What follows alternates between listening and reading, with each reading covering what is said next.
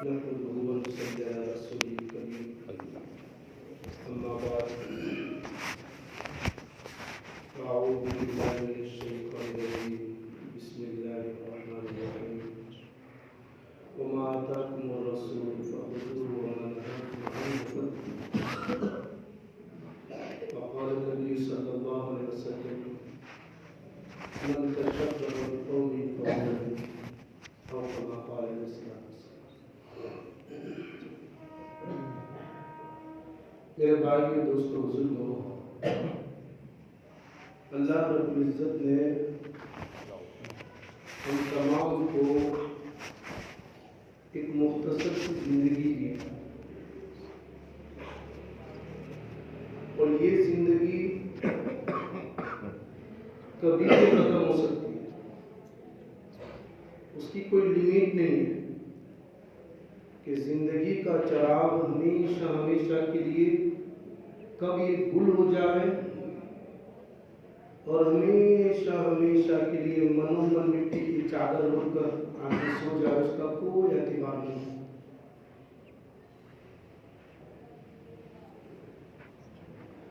اور زندگی گزارنے کے لیے اللہ رب العزت نے ہمیں رہبری فرمائی،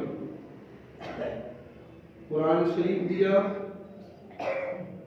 اور امام الانبیاء حضرت محمد رسول اللہ صلی اللہ علیہ وسلم کی پاکیزہ زندگی کہ اس پر چلو اور چل کر ہمارے پاس آ جاؤ تو آخرت کی جو لامحدود زندگی ہے اس زندگی کا کوئی اینڈ نہیں ہے، کوئی اختتام نہیں ہے اور کوئی انت نہیں ہے، وہ ہمیشہ کی زندگی ہے.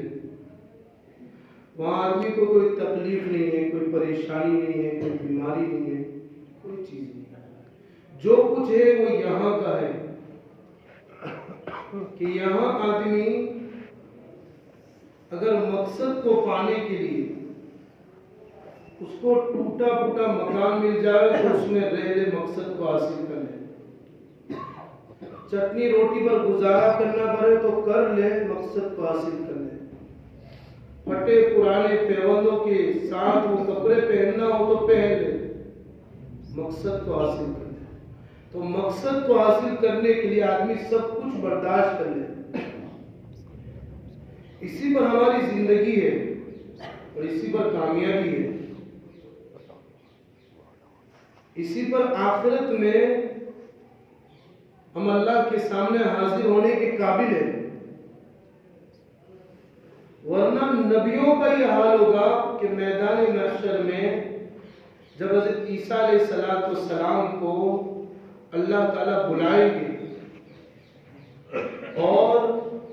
پہلے ان کی قوم کو بلائیں گے، عیسائیوں کو. غنیت الطالبی میں بات لکھی ہے کہ عیسیٰ علیہ السلام کی قوم کو بلائیں گے کہ تم نے اللہ کے ساتھ شریک کیوں کیا تھا. عیسیٰ علیہ السلام کی قوم کو پوچھیں گے اللہ میدان محشر میں کہ تم نے میرے ساتھ شریک کیوں کیا تھا، تو کہیں گے کہ عیسیٰ علیہ السلام سے پوچھ لے، انہوں نے ہمیں کہا تھا. تو عیسیٰ علیہ السلام کو حاضر کریں گے، اَأَنْتَ قُلْتُ، آپ نے کہا تھا، اَأَنْتَ قُلْتُ،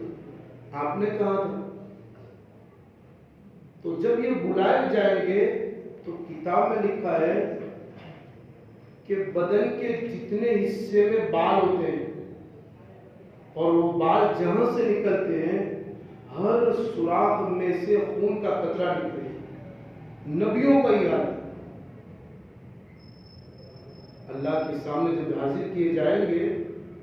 تو اللہ کے خوف کے مارے اللہ کے سامنے جب عیسیٰ علیہ السلام کھڑے ہوں گے تو نبی کا یہ حال ہے. اور نبی معصوم ہوتے ہیں، بے گناہ ہوتے ہیں.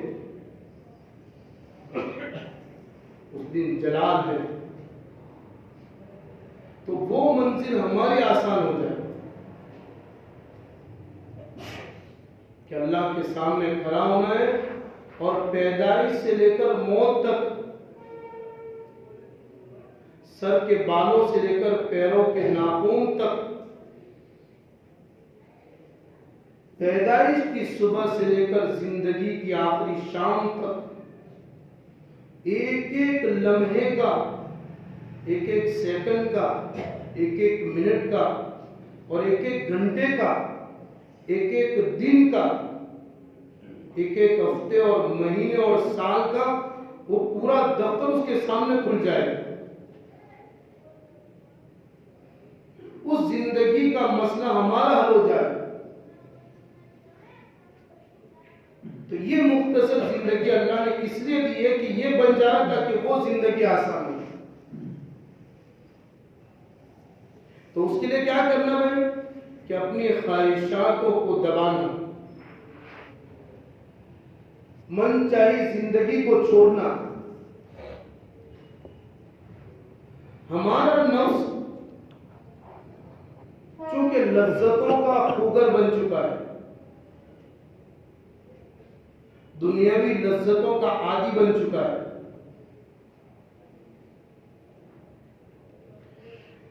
اور اس کام میں وہ بہت تیزی کے ساتھ چلتا ہے جس میں اس کو مزہ آتا ہے۔ یہ بات اس کی جبلت اور خصلت میں داخل ہے کہ انسان کو اس کام کی طرف ابھارتا رہتا ہے کہ جس میں اس کو مزہ آتا ہے کہ یہ کر لو مزہ آ جائے گا، وہ کر لو مزہ آ جائے گا، اس کام کو کر لو مزہ آ جائے گا، اس کام کو کر لو مزہ آ جائے گا۔ جب انسان اپنی خواہش کو پوری کرنے کے لیے، اس کی ہر خواہش کو پورا کرنے کے لیے قدم اٹھاتا ہے تو ایک وقت آتا ہے کہ انسان کی شکل میں اس کو جانور بنا کر چھوڑتا ہے۔ نفسانی خواہشات کا اصول یہ ہے، نفسانی خواہشات کا اصول یہ ہے کہ آدمی اگر اس کی پیروی کرتا جائے، اس کی بات کو مانتا جائے اور اس کو فالو کرتا جائے تو پھر کسی حد پر جا کر اس کو قرار اور سکون نہیں ہوتا ہے۔ ہمارا نفس کبھی یہ نہیں کہے گا کہ میری ساری خواہش پوری ہو گئی، اب مجھے کچھ نہیں چاہیے، کبھی نہیں کہے گا۔ اللہ نے یہ دنیا ایسی بنائی ہے کہ یہاں خواہش پوری ہو ہی نہیں سکتی۔ یہ دنیا بنائی ہے ایسی کہ انسان یہ چاہے کہ میں ایک خواہش پوری کر لوں اور پھر مجھے قرار سکون مل جائے، یا اس کی جتنی بھی خواہش ہے وہ ساری پوری کر کے کسی ایک جگہ پر قرار اور سکون مجھے مل جائے، یہ کبھی نہیں ہو سکتا۔ زندگی پر تجربہ کر کے دیکھ لو، کیونکہ ایک خواہش دوسری خواہش کو جنم دیتی ہے، ایک خواہش دوسری خواہش کو جنم دیتی ہے۔ یوروپ کنٹری کو اٹھا کر دیکھو کہ جن کو ہم ترقی یافتہ لوگ کہتے ہیں، ان کا کہنا ہے کہ انسان کی پرائیویٹ زندگی کے اندر کوئی دخل اندازی نہ کرے، اپنے من کے ساتھ اور اپنے ڈھنگ کے ساتھ ان کو چلے۔ جس عورت کو، جس مرد کو جیسے بھی زندگی گزارے وہ گزارے، کوئی روک ٹوک نہیں، نہ مذہب کی طرف سے، نہ قانون کی طرف سے، نہ معاشرے کی طرف سے، نہ اخلاق کی رکاوٹ ہے، کوئی روک ٹوک نہیں ہے، جیسے زندگی گزارنا گزارو۔ تو اس کا سروے کیا گیا کہ زندگی کے اندر خواہش کی وہ آخری منزل اور لطف کا وہ آخری درجہ تمہیں حاصل ہو گیا تو کوئی ہاں میں جواب نہیں دیتا، بلکہ ایک سرے سے دوسرے سرے تک چلے جاؤ۔ جس عورت کو، جس مرد کو جیسے بھی زندگی گزارے، کوئی روک ٹوک نہیں ہے، بلکہ ہماری آنکھوں نے یہ بھی زندگی دیکھ لی اور یہ بھی مرحلہ دیکھ لیا کہ اللہ کے نبی علیہ السلام نے 1400 سال پہلے جو بات بتائی تھی، 1400 سال پہلے، کہ لوگ کھلے عام زنا کریں گے، لوگ کھلے عام زنا کریں گے، اور اس زمانے کا سب سے بڑا نیک آدمی وہ ہوگا جن کو منع نہیں کرے گا، بلکہ یہ کہے گا کہ یہ جو کام آپ کھلے عام کر رہے ہو کسی درخت کی اوٹ میں جا کر کر لو، یہ کہنے والا اس زمانے کا سب سے نیک آدمی ہو۔ یہ زمانہ بھی آپ نے دیکھ لیا، امریکہ میں سب سے زیادہ کیسز جو ہے وہ زنا بالجبر کے ہیں، حالانکہ یہ کام کرنے کے لیے دروازے چوپٹ ان کے لیے کھلے ہوئے ہیں،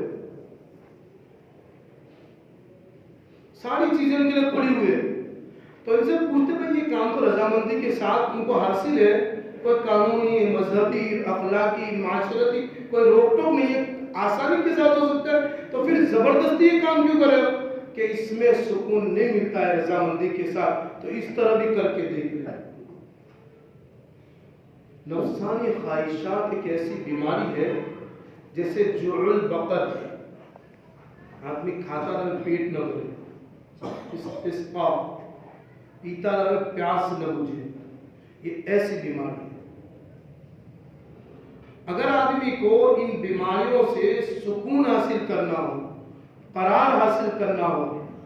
تو اس کا ایک ہی راستہ ہے کہ وہ حضور اکرم صلی اللہ علیہ وسلم والی زندگی پر آ جائے۔ میں نے بتایا خواہش پوری یہاں ہو ہی نہیں سکتی ہے، اور اگر آدمی کو قرار اور سکون چاہیے تو اللہ تعالیٰ نے جو زندگی میں عطا فرمائی ہے وہ زندگی بہتر زندگی ہے۔ کہ جو لوگ اسلام کے، مسلمانوں کے کٹر تھے، جب ان کو پڑھا اس زندگی کو تو وہ دین کے رہبر بنے،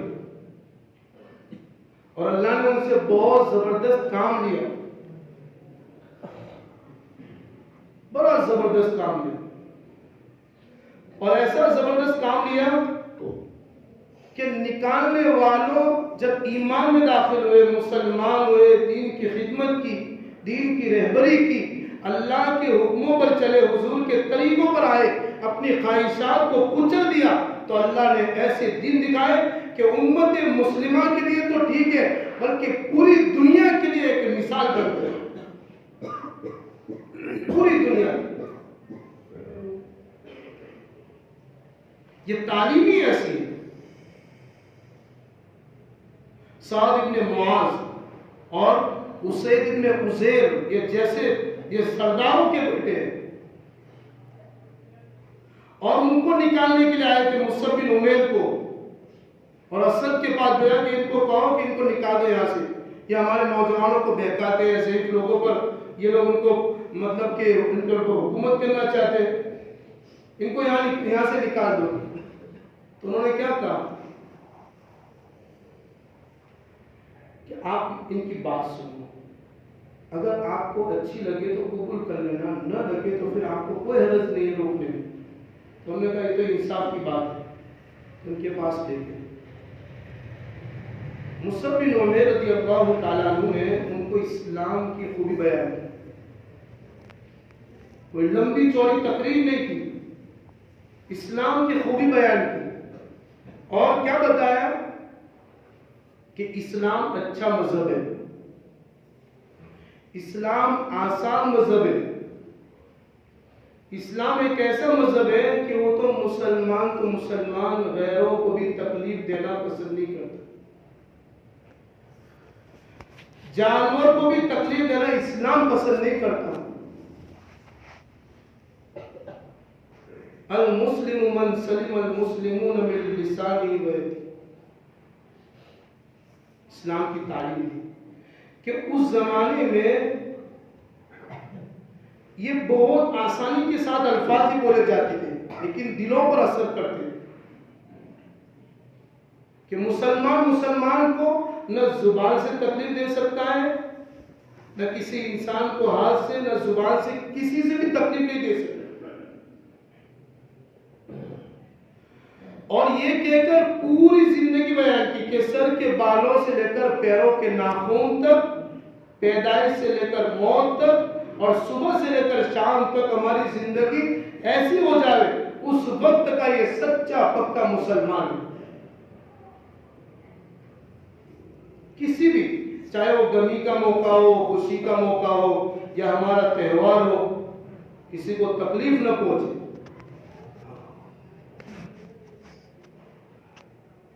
کہ خوشیوں کے موقع پر بھی اور غمی کے موقع پر بھی فرمایا کہ جو لوگ آتے ہیں، کوئی بائک سے آتا ہے، کوئی فور ویل سے آتا ہے،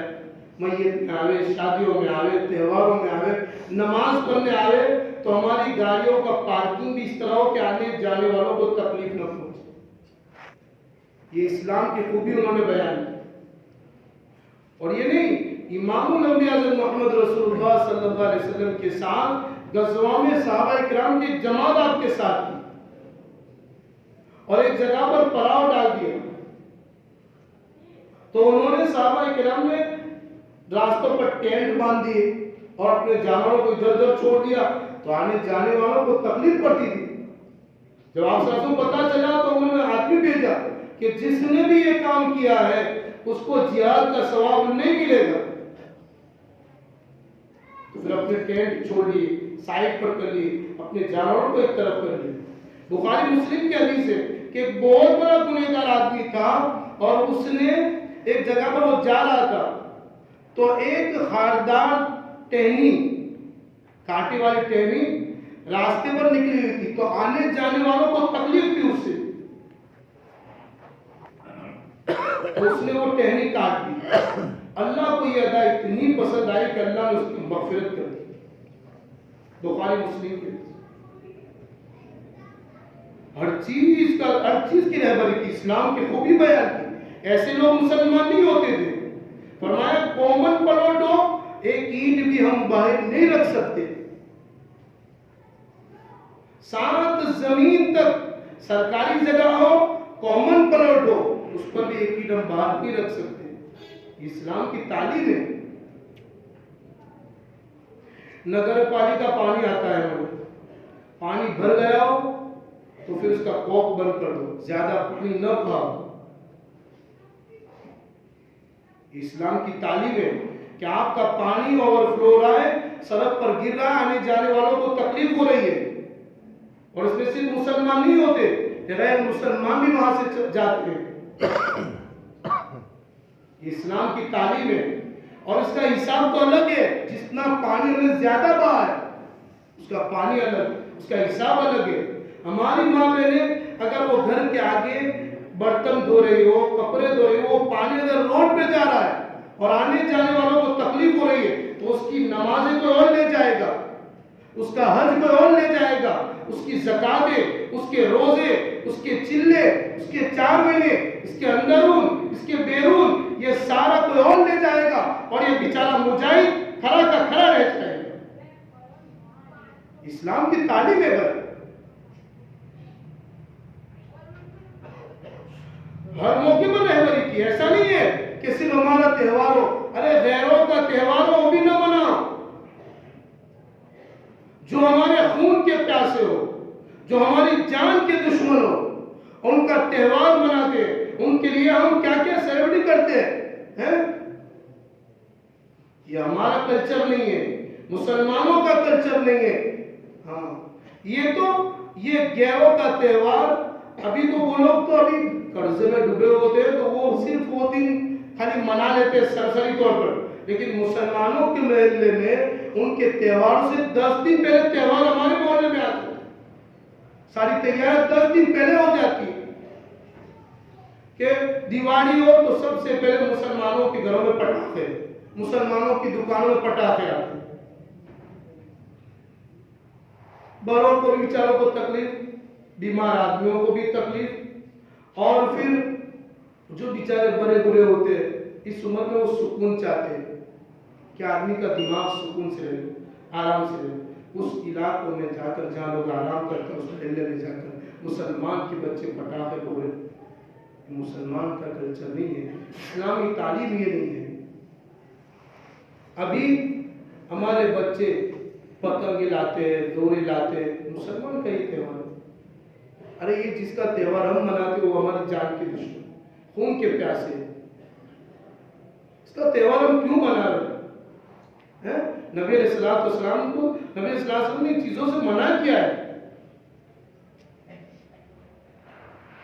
اور یہ تو جو لوگ پتنگ چگاتے ہیں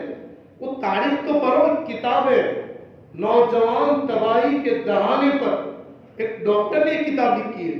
اور اس میں واقعہ لکھا ہے کہ سیال کوٹ میں ایک گورنر تھا مسلمان، اور اس کی حکومت میں ایک غیر مسلم نے حضرت فاطمہ رضی اللہ تعالیٰ عنہ اور حضور صلی اللہ علیہ وسلم کی شان میں گستاخی کی۔ اس کو حاضر کیا گیا کہ بات سچ ہے، جب یہ ثابت ہو گئی تو اس کو قتل کر دیا۔ تو وہاں کے غیر مسلم اس کی یاد میں ہر سال یہ جمع ہوتے تھے اس کی قبر پر، اس کی مزار جہاں بنی ہوئی تھی، اور جشن مناتے تھے اور اس کی یاد میں پتنگ اڑاتے تھے وہ، جو بعد میں چل کر ہندوستان کا ایک تہوار بن گیا۔ ہر سال یہ لوگ 14 جنوری کو جمع ہوتے ہیں اور پھر وہ دن پتنگ چگاتے تھے اس کی یاد میں، جس نے حضور صلی اللہ علیہ وسلم حضرت فاطمہ رضی اللہ تعالیٰ عنہ ان دونوں کی شان میں گستاخی کی تھی اور گورنمنٹ نے اس کو قتل کیا تھا، اس کی یاد میں غیر مسلمان پتنگ چگاتے تھے۔ جو آج کا مسلمان ان ہسٹری کو جانتا نہیں ہے، وہ پتنگ چگاتا ہے تو گویا کہ ان کے ساتھ دے رہا ہے وہ، اور اوپر چھتوں پر جانے سے بچے، عورتیں بھی اور مرد بھی، اور گانے بجانے سے بچے۔ یہ میوزک دلوں میں نفاق پیدا کرتا ہے۔ چھتوں میں ہماری ماں بہنیں بھی اس سے بہت بچے، اس سے پرہیز کریں۔ اللہ تبارک و تعالیٰ تمام کو کہنے سے عمل کرنے کی توفیق عطا فرمائے۔